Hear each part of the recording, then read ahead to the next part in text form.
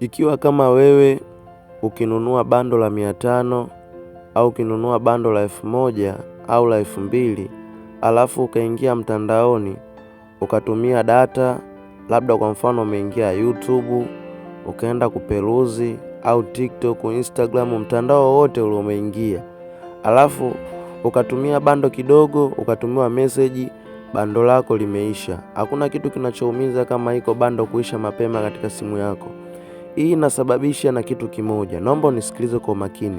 Kitu ambacho kinachosababisha bando kuisha katika simu yako ni application kutuma notification hovyo.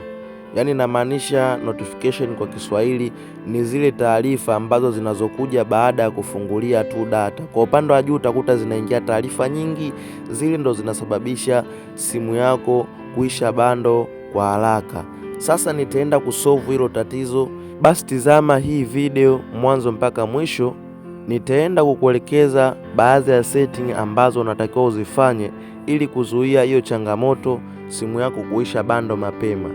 Kama mimi nikinunua data labda kwa mfano ya 500 nikiweka katika simu yangu, sasa nikiingia katika mtandao wa YouTube situmia hata dakika nyingi natumiwa message bando langu limeisha. Kwa hiyo nimekuja kugundua application ambayo inaokunywa bando katika simu yangu ni application ya YouTube. Sasa nitaenda kuzifanya hizi setting kuzuia hii changamoto. Basi nakuomba utizame hapo. Moja kwa moja nitaenda katika setting ya simu yangu. Kisha nitaenda sehemu iliyoandikwa apps kwa upande wa hapa juu. Ngoja niende kupabonyeza.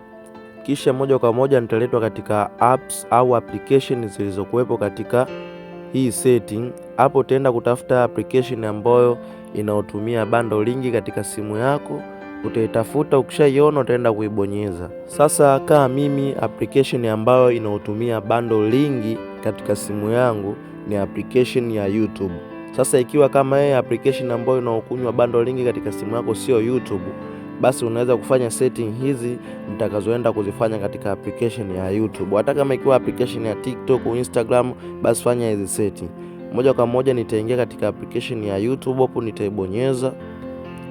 Kisha nitashuka upande wa chini palipoandikwa mobile data, hapo nitaenda kupabonyeza. Nikishapabonyeza hapo nitaenda sehemu ya chini katika hii button ya blue palipoandikwa allow background data user, nitaenda kupazima hapo. Na nikishapazima hapa nitafanikiwa kuzima hii setting ambayo ilokuwa on inaosababisha data kuisha mapema katika simu yangu. Hii setting inakuwa katika application zote. Kwa mfano inaweza kuwa katika TikTok, Instagram, application yoyote inayotumia data. Hiki kipengele kikiwashwa, basi ukiweka bando lako linaisha mapema. Kwa hiyo hakikisha kama unataka kufanya katika application zako zote uzime hii setting, basi zima. Kama unataka kuzima tu kwa application ambayo unaona inakunywa bando lingi, basi we zima. Haina madhara yoyote. Hii kazi yake ni kuzuia bando lisiishe mapema. Kwa hiyo naamini umejifunza kitu na naamini umefurahia somo langu, na kukumbusha usisahau kusubscribe katika chaneli yetu hii ya Mr. Tech. Basi mimi niseme chao, tutakutana tena katika video inayofuata.